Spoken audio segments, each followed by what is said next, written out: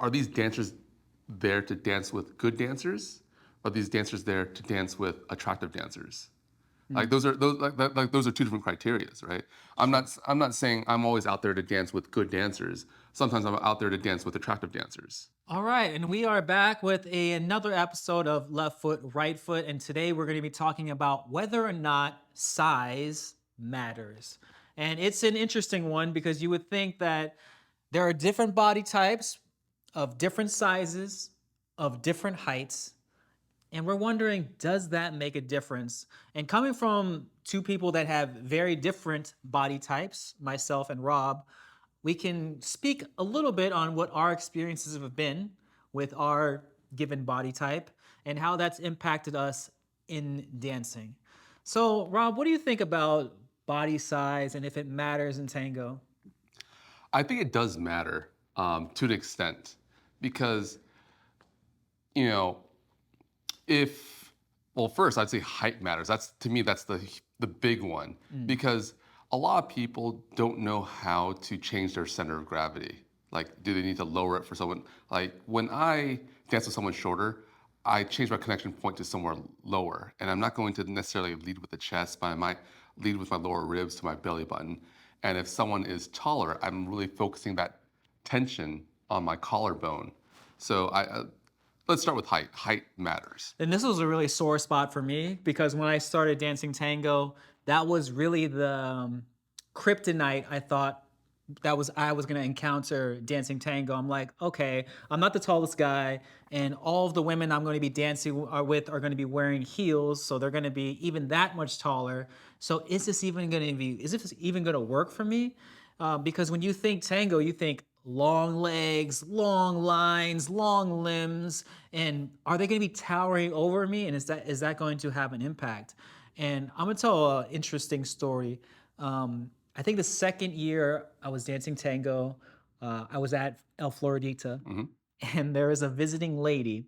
She was sitting down, and it's a small room, it's a small floor. Everybody kind of knows everybody there. It's a Wednesday Milonga, so it's a weekday Milonga, and all the best dancers went to this small Milonga because there's not a lot of room to dance.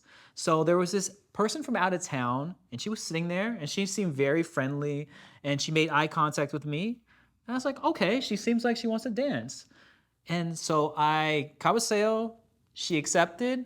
I walked over, she stood up, and I swear it was like looking at like a tidal wave that started rising. She just kept going higher and higher and higher and higher. Literally, I think this woman was like 6'5" and then wearing heels. So I was literally like, oh, what am I supposed to do? Can you reach your fingers? I mean, like, Like my head wasn't even at her chest; it was below, like below that. And so, but amazingly enough, it worked. Like she was really used to being that tall, and so she never compromised her axis. She always stood upright. Because sometimes I feel like dancers that are taller than me, they feel like to make me feel better, they need to come down to my level, well, that's and even worse. that makes it worse for me Yeah. because it's like hunching on to me, and then I have to like, it's like, get off me. Well, not that you have to like fight uphill. Yeah, upwards, yeah. Yeah. It's like somebody put like when you ride in Magic Mountain and safety strap goes on. Yeah. It's the same thing, like a harness. I'm like, ugh. But she was so amazing at understanding her axis, and I was able to dance. Obviously, for someone that tall, usually it's pretty hard to dance close embrace. So it was kind of semi open, but she was amazing. Like I could literally feel her axis all over the place. And it wasn't one of those things because sometimes when you dance with somebody super tall, you just feel like, oh, she like moves her legs and it's like this huge divide, this huge gap. She was able to just really read the small movements I gave because it was a small dance floor. And I was just so blown away. And ever since then, I've always come to the realization that yes, size does matter in some degree, like Rob said, but there are always some things to maneuver around it. right? Some people that are closer to your height are going to be a little bit easier, or they're more conveniently next to you at your access point. But that doesn't mean you can't dance with somebody taller or shorter. It just means that you have to find a different access point, like Rob said. Yeah, and that's the other thing. I think the a lot a lot of people don't really think about adjusting. It's always because you always hear from teachers, it's chest to chest connection, right? And no one thinks like, oh well, my chest doesn't reach their chest. So what do I do? Because like that, you see those guys, especially when they dance with someone shorter, that they start hunching over, and in a sense, the girls are feeling that tidal wave. You know, it's like you're so overbearing, and when you start hunching over, you end up going past your access point. You're falling on them now, and like the girls are really have to hold you up. So that's really tough. I mean, don't get me wrong. I'd rather have someone fall forward than fall away. Falling Mm, away is probably the worst thing you can do. yeah. But yeah, they're both pretty bad for sure. Yeah. You know, I haven't had the opportunity to dance with too many taller ladies, but there's one person in particular that I had a hard time dancing with because I first started with close embrace. You know, That's you started with close I embrace? started with close embrace. Really? Yeah. That's really weird. Everybody starts with open. Well, I started with close embrace. You Wow. know, because I kind of went to like one of those old school teachers where they're like, oh yeah, you know, tango's all close embrace. You have to be very close and everything, Yeah. right? So I didn't really learn open embrace all that much, and then to me, like, I guess my mentality was open embrace was like your training wheels. So that's why I never really dived into open embrace. You're like, screw like skip that. Yeah, well, yeah, pretty much. Just let me ride and I'll figure it Yeah, out. yeah. But I remember there's one lady, bless her soul, she's a beautiful, great person, right? But I was at her chest level. Wow. And that was like really uncomfortable for me because um, like there is no way to not feel like a creep. Because like I mean like it's like because I like when I'm trying to lead an ocho, it's almost like What are you looking at? no, it's even worse because it was like I'm being sandwiched between a valley, and I mean, I'm unintentionally motorboating this girl. I was like, oh, you know, so it's not like I want to. It's just like, you know, it was just there because like she's a sweet lady, you know, but like it was Eyes just up here. yeah, eyes up. Like I have to be looking up there, you know. I mean, because she was pretty stacked too, so it was almost like I couldn't avoid it, Hmm. and I was really uncomfortable because I didn't. Um, I had a lot of issues with wanting to not be creepy Yeah. to the point where like how do you deal with this? So like I like close embrace, but then it's like how do you work with this, you know? And Linda, one of my teachers, she was like, okay, what you gotta do, you start like hugging big pillows and like be comfortable with this. No, and then, you know what? I was really uncomfortable, and that advice really got me to be comfortable with that level because when you feel that you're being creepy, then you are being creepy, right? But when you own it, where it's just kind of like, hey, it's okay, you know, I'm not being creepy, and then like then you don't give off any creepy vibes. But when you feel something is wrong and you're kind of doing it, you know, it automatically makes you like send off that creepy vibe, and people just go, oh, he's creepy, you know. So that was like my biggest fear, and you know, it becomes a what's it called? Um, Foreordained? No, it's the what's it? The Order of Destiny or Oh yeah, yeah, yeah, the Order of Prophecy or yeah. self-fulfilling. Self-fulfilling Yeah, prophecy. thank you. It becomes a self-fulfilling prophecy because you know you're afraid of being creepy. You're afraid of you know, and And then what you are your just become fears? that. Yeah, because it's like because you're so caught in it and you feel so wrong that you send off those vibes, and they pick up on the vibes like, oh my god, he's so creepy, you know? You know what's interesting is that because I'm on the shorter side, Hmm. I got so used to dancing with taller people, Hmm. and so in my technique, it actually threw me off when I had to dance with somebody much shorter. Hmm. I started to do the things that I hate. I started to like compromise Yeah. for people that are much shorter Mhm. because even Rochelle, Rochelle is not the tallest. Yeah. Even she's kind of perfect, like this height to me. Yeah. And even sometimes I felt like because I was so used to dancing with people my height or a little bit taller, Hmm. and Rochelle was here, so I was just like, I can't. Where is your access? Sometimes, like, be more grounded, you know. But because I was hunching over Hmm. to try to feel her access instead of sharing my own. Okay. Did you ever change when you started meeting your heroes? Because you know what, like there's a lot of professionals out there who are short kings. You know, And when you see like these short kings, you're like, because we see them in the videos, you're like, oh my god, they're they're so super huge. tall. So when you actually met these short kings, you're like, oh my god, they're only like 5'3". 5'3". Okay, well, Just I'm just throwing out a number. nah, they're a little taller than that, but I know what you mean. It's their height is really interesting. They tend to be a lot shorter than you think, Hmm. right? And that goes to some of the biggest names. I'm not gonna throw anyone on the bus out there, but I will say there also have been some really famous maestros that were much taller than I thought as Yeah, well. yeah. Like when you watch the video, I'm like, oh, they look really, they look like shorter, and then you meet them and like, wait, what the? They're Okay. super tall. So I guess it kind of works both ways. Okay. But I mean, did it change your mind about you being short and like, did that help you change your mind about things and then be more comfortable in your own skin? Oh, definitely. I kind of use this rock climbing example. Back several years ago, one of my friends, he's about 6'4", and he was like, Derek, you should try rock climbing. And I was always under the impression, same way with tango, oh, you have to be tall to rock climb. Just like you have to be tall to dance tango. You just see like the long, stretchy, they're reaching all these things. And I was like, that's not me. Like I have no reach. And he's like, Derek, some of the speed climbers are your size and your height. I'm like, really? And so I looked it up on YouTube, and he's right. Like a lot of the speed climbers have the body type that I have, and it made me realize that every body type has its strengths and Yeah. advantages. And I realized that even though I am shorter and compact, that compactness allows you to be more explosive, allows you to have more like lower center of gravity, and so you use those strengths. And especially in tango, I am definitely on the boat on the side of use your strengths and find the teachers that have those same strengths, because you will learn a lot from them. Hmm. Definitely. And you know, another thing, wrestling, great for shorter people too.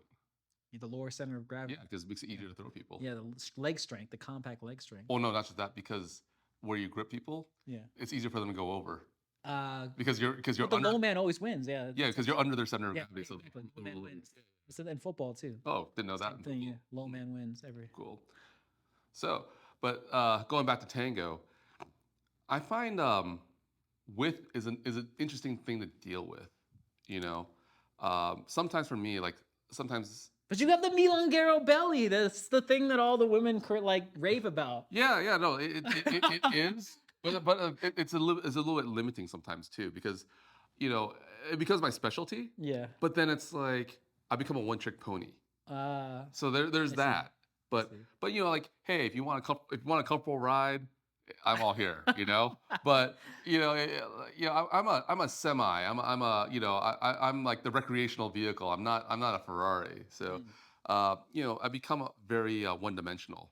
I see. It was a struggle for me to begin with, because I used to dance everything so narrow. Mhm. In tango, to be more circular, you have to be more actually wide in a Yeah. lot of ways and take up more area this way. And so a lot of my other teachers is like, yeah, dance like you're bigger. And I always thought of like, man, maybe I should like eat Gain weight. yeah, I should eat some Doritos and just go on a junk food diet and get bigger. Nah, you know what? Like I think it's one of those things where um, there's pros and cons about being bigger, and I think one of the things is off-axis movements. I have a way much easier time with off-axis movements, Mhm. just because I just throw my weight around. Yeah. I don't need to muscle anything. It's just kind of like I just shift a little bit, Right. and like, and that's the thing. Like all I have to do is like shift 2 degrees, Right. and the girl could shift 30 degrees. Yeah. So like I get to be a really strong anchor. That's great. Yeah. So that's for my advantage. But sometimes when I dance with someone like, let's say, a lot wider, Yeah. it's hard because it's hard to, let's say, if you want to have a deep embrace, to like wrap my arm around sometimes. Um, and I would say this: the close embrace does a deep close embrace doesn't mean your arm needs to reach the other side. And I think that's something that became an issue earlier on because everyone always said, "Oh, how like your arm should reach like the other person's armpit or something like that." I hated that because I have shorter arms. So like I would have to dance with like a stick for me Yeah. to like reach around. Yeah. So I think there's a little bit of a misnomer there, or not a misnomer, but like people who teach that have this image, and I don't think the image is necessarily true. You know, It does look nicer, right? When you think about like salon competition, I remember Brian, he like measured my arms and he was just like, "Oh, what are you gonna do?" Like I don't have the nice arm aesthetic because that is a part of it. Like it because you can be able to look like you're close embrace, but actually be at a distance. yeah, Rather, when I'm short here, like I'm have to be close embrace, yeah, you yeah. know, so you can have that nice aesthetic. Yeah, no, that's So true. But going back to what I was saying is that more like sometimes when you try to reach around the other side, because people teach that idea, yeah, it kind of limits you because now you're compromising your yeah, access a little. and you're compromising your frame because now you're like Your you're dropping shoulder, your shoulder, yeah. Because like I remember this one person would just said, oh, like reach around to the other side, and I'm like, I can't, you know? And like the only way I could do it, I drop my shoulder and everything. And they looked at me all weird, saying like, that shouldn't happen. I'm like, well, you do it. It was really annoying to me. But what I do want to say is that when you're dancing with someone who is not as compact, you have to really think about opening and expanding your shoulder blades more. There are adjustments for all sizes. It's not like, you know, go out there and dance with like the skinniest person you can find or anything. It's not even about that because everyone moves differently. The smallest, skinniest person could be the heaviest person on the floor. The biggest person could be the lightest person on the floor because everyone like it comes back down to that the bigger the difference in the relationship between bodies, the better the technique has to be. And if their technique is spot on, it's spot on. That's it. What do you think? So, moving past just technique and dancing wise, what do you think about getting dances? Do you think body size, being shorter, being taller, being heavier, being bigger, do you think that impacts people's approach or willingness to dance with certain people because they might be shorter or heavier So or this look is a certain way? this is a tough one Yeah. because the question is, are these dancers there to dance with good dancers? Or are these dancers there to dance with attractive dancers? Like Mm, those are two different criterias, right? sure. I'm not saying I'm always out there to dance with good dancers. Sometimes I'm out there to dance with attractive dancers, you Sure. know. That's fair. So I'm going in that. So let's just start with attractive dancers first. So like let's just split it up. Um, I'm gonna dance with someone who I find very attractive, and that goes with my personal bias. That doesn't mean that I'm looking for a twig, but no, because like you always hear that like, oh my god, it's the skinny short skirt. You know, Yeah. I'm looking for someone who I find attractive. Sometimes that attractive person is on the thinner side. Sometimes that attractive person is full bodied. Sometimes that attractive person it's hard to say because it's not a one size fits all thing. Right. If the person looks healthy, I would say let's first start off with does the person look healthy? You know, That's hard to determine, right? That's very ambiguous. it is, but I mean, the idea of health, I mean, someone could be skinny and like their bones are sticking out, then like, they look anorexic. I'm like, oh, like that's, Hmm. and someone could be like more meaty and like that, they hold it well. It's basically how well you hold your body because even larger people, I think I hold my body fairly well. You do. Believe it or not, I'm like in the 250, 260 category. And some Really? people, yeah, Wow. yeah, like, you Unless know. you're lighter than that. No, I don't know. Most people think I'm 220. Yeah, that's what I would No, guess. no, like 220 is my goal, man. Like my initial goal. Now I'm the 250, 260 category. Hmm. So, it really depends on how you hold yourself. I see. And then when I dance with people, they're actually amazed too. They're like, "Oh, well, you don't feel like a heavy person or anything." So, Hmm. work on that technique, work on your muscle tone, move your body well. I think for me, I agree with that. That's a really good way to split them up. Being dancing with your preference of talents or technique, and then attractiveness. I'm not sure if my own height has held me back or not. That's hard to say. I think that in some ways there is a demographic of followers that are pretty probably very good, but they've either I've never taken a chance on them or they've never taken a chance on me because of the height difference. I think there is some perception there that it does matter because we know it does matter. Yeah. And so I think sometimes there are some really good followers that are on the taller side that just we both kind of just pass on each other. Maybe it's like a mutual Yeah. passing. Hmm. So I think that happens. I think that happens quite a bit, Yeah. quite often, at least for me, from my perspective. Yeah. And you know, I mean, do you ever like for someone really short? Do you go like, nah, she's too short? Like, yes, I do. okay, I mean, I well, it's not. I guess the question is like, what am I dancing? Am I dancing during the day or am I dancing during the night? really, that matters? Yeah, no, because the thing is, if I'm dancing during the day, it's like, hey, it's all fun, right? If I'm dancing during the night, it's like, oh, Serious time. yeah, it's like Everyone's formal. Tango face, you know? No, I'm not kidding. It's like Mr. Walker and Mr. Wheeler from like the Disney thing, Yeah. like night comes on, I'm a different person, you know? Why? Why is that? Because I always have more fun during the afternoons when I go to marathons, and I feel like a lot of people also say the same thing. Yeah, Like Sunday afternoon is premium, like the best.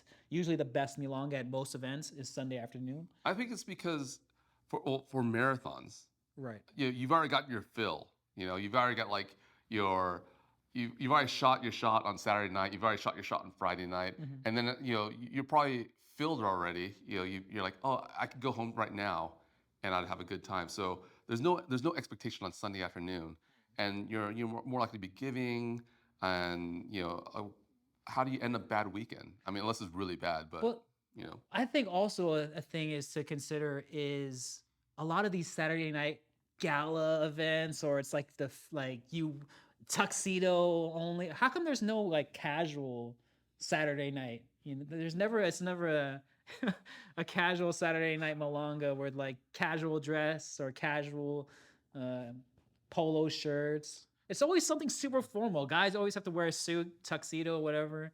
well, I mean, And that adds to the attitude of it being tango face, right? yeah, I agree. I agree, but I think it comes back down to the organizer. The But organizer. as every organizer, I've never seen a Saturday night Milonga that's casual. Yeah, That's so rare. it is, it is. I But mean, maybe if it's an all-nighter, yeah, that's the only like difference. Like maybe there's a second all-nighter, and then yeah. people go to the all-nighter in more casual clothes. But here's the thing, like you know what, um, people don't like to take risk. So it's like you see like formal successful. Okay, I want to be successful too. I'm going to be formal. And then So it's just for the look of their flyer. That's what you're saying. They can put on the brochure and like everyone no, no, looks no, no, nice. no. Well, there's that. But what I'm saying is that they see someone else be successful. Like they did a formal night. I should do a formal night too. But everything is a formal Well, yeah, night. but you do a casual night that you're taking a risk, right? You Yeah. don't know how it's gonna be. You have everyone else made the roadmap for you. So if you follow it, you've got a conservative idea of how it's gonna be. But you take that risk that no one knows about. It's kind of like taking a chance on a new DJ. Okay. It's a total different game plan. No one knows what the end game, the end goal is. No one knows how it's gonna be. It's never been done before. Yeah, you know. So take some risks, organizers. How about a pajama party? We've seen those pajama malongas. Yeah, yeah. How come I've never seen it at a marathon? Have you? I don't think I have. I No, can't. no. And you know what? That'd be nice to get away from the whole like 20s, Oh God! James Great Bond. Gatsby. Another James Bond. No, but hey, let's get back on topic, man. Like we're straying here. We're straying. Yes, body size. Yeah, but one thing I do have difficulties with certain body sizes is certain body types are it's difficult for me to manage their access, and Yeah, it's that's it's the center point. yeah, The but connecting point. but it's not because of their size per se. Right. It's like if they're not able to hold their posture well. Right. So there are certain things that people do that like I have a hard time with tall people who don't hold their posture well Sure. because then it's like it's like it's like a zigzag, like and I'm trying to like assemble it all together in a straight line, but it's like you push one thing and then the other thing juts out, and you're like. There's a couple of people that come to mind that are really good, that are super tall. Lampus out there. If I was a tall guy, I would be taking privates from Lampus or Guillermo Macana, another one. Those two people, I think, are when I think of super tall people that are able to dance with literally anyone. Mhm. Those two people come to mind. And if I was that body type, I would be searching those people out. Yeah, and like when I was finding it, when I was looking for teachers, I looked for my body type too. So like I gravitated towards Jorge Torres. Gravitated Julio. Julio. At first I was thinking, oh man, Mise's like Gabriel Mise's awesome, and I love Gabriel Mise, Yeah. but He is not your body type. no, but I came to the realization that I can't do what he does. You know, as much as I tried. You could. It would take a lot of Yeah, it would work. take a lot of work. But Like a lot of what work. I'm saying is that like if we're talking about basketball, Right. like I'm no Kobe Bryant. You're not like a LeBron James. You're not No, gonna no, be touching the top of the no. backboard. I'm a Charles Barkley. I'm a Shaquille O'Neal. I'm a big man. You know. Yeah. So like I'm gonna play a big man game. I'm a center. I'm not a guard. You Yeah. know, or power forward, or I'm a center, and that's okay. You know, play to your strengths. Play to your strengths, because Yeah. not everyone has them. Well, I think everybody does have. Like the strength that you have. Right. So like if like Yeah, you can't be something that you're not. Like I can't go out and try to be super long legs, and that just doesn't work for me. Yeah. You know, because I feel like tall people have a very advantage with the aesthetic wise. Yeah. They take like a little small step, and it looks so big. Here I am trying to like jump, Yeah. and that hindered my tango for so long because of that defense mechanism in me to want to take longer steps, and that. I realized that I was never grounded that because I was using too much energy in my free leg because I was trying to jump and just try to be longer going forward when in actuality I was supposed to move my axis so behind me is actually longer. That's like 10 years right there. Yeah. That's like a 10-year lesson. Yeah. 10 years trying to reach and stretch and doing it the wrong way. Yeah. Like man. And that's my own ego because as a shorter guy, I want to show you I could be tall. Yeah, you be long. But like Yeah. that's the other I think that's one of those things where, we get so fixated on the image of tango.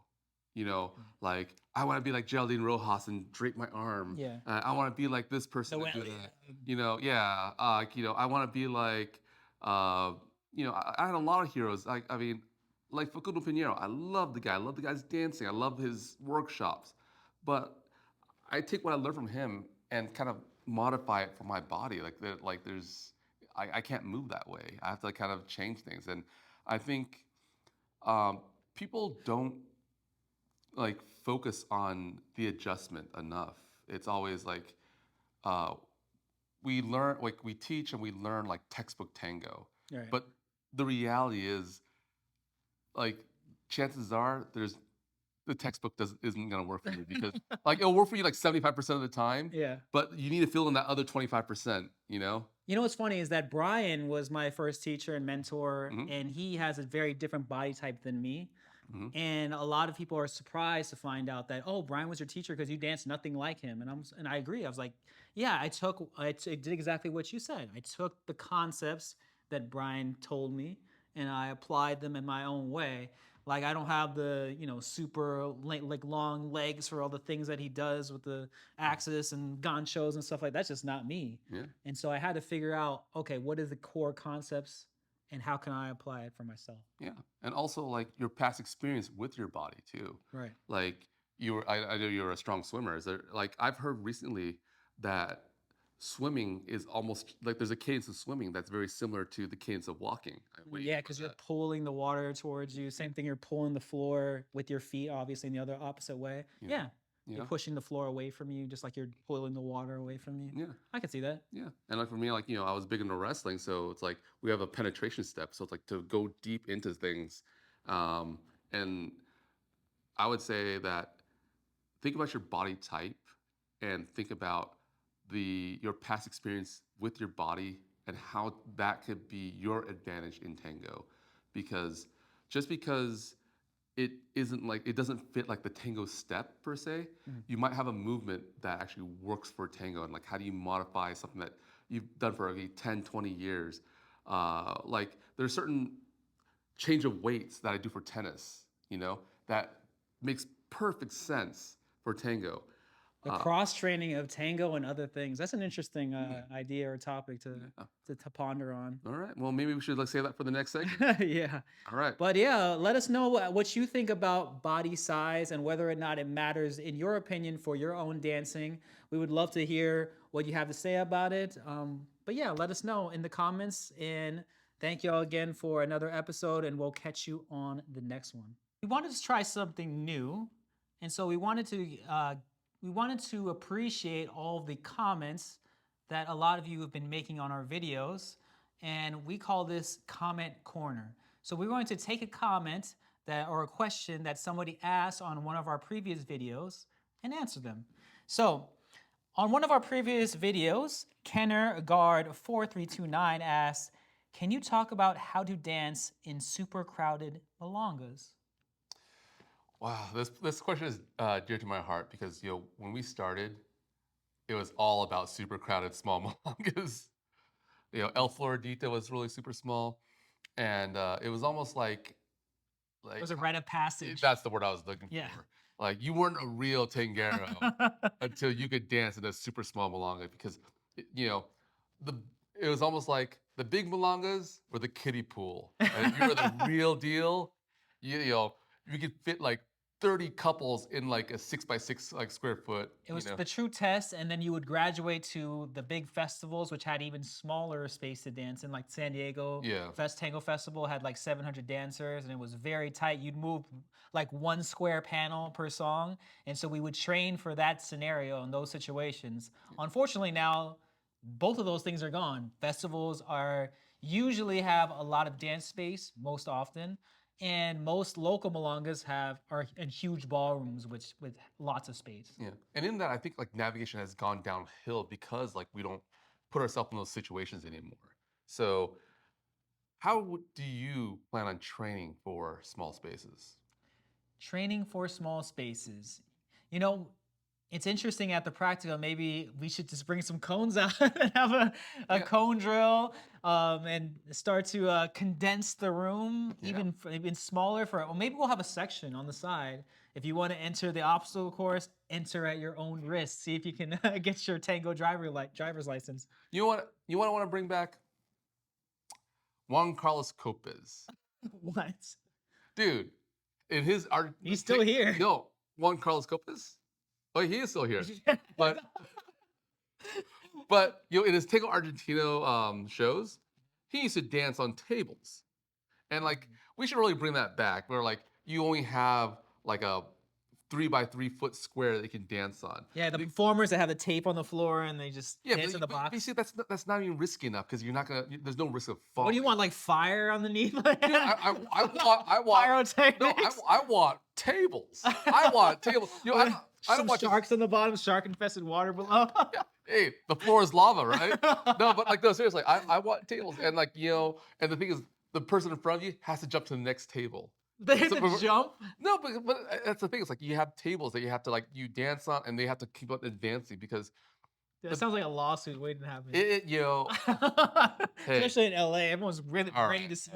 You know what? Shaolin Kung Fu did some crazy stuff and amazing feats, and maybe we gotta get a little crazy to get those skills back. But really, here's the thing. A lot of it is about being confident of doing less, right? You don't need this giant figure where you're doing like 15 steps out. What you really need to do is have the confidence to either pause, do some rock steps, and be okay with, hey, we're not gonna do some crazy, cicada sequence or something and prep for a back cicada and maybe do and crazy lifts or whatever. I think a lot of it is, you know what? Let's talk about confidence because confidence to me is about knowing that you can do it, but you choose not to. Oh. And having that kind of confidence. That sounds like that karate master that just just stands there. I practice the art of fighting without fighting, which is actually it's a Bruce Lee thing, right? Yeah. But that's what I mean though. It's like you could do all these things, but you choose not to, and that there is power behind that. There is, and then what a woman feels when you have that kind of confidence is she calms down also, so she's okay in a small space. So I would say to have that kind of mastery, and then also be confident enough to not have to use it. Like you have it in the bag, but you don't need it. I like that. So there you go. If you have a question for our comment corner, let us know and we'll answer it on the next video maybe. Thank you for watching Left Foot, Right Foot. Don't forget to click the subscribe button and that notification bell so you can keep up to date with us with each of our new releases. Thank you all so much. We are so close to 500 subscribers, and we plan to do a giveaway once we reach that mark. It's been such a tremendous journey so far on this YouTube platform, and we have all of you to thank. So thank you so much, and we're going to keep this momentum going.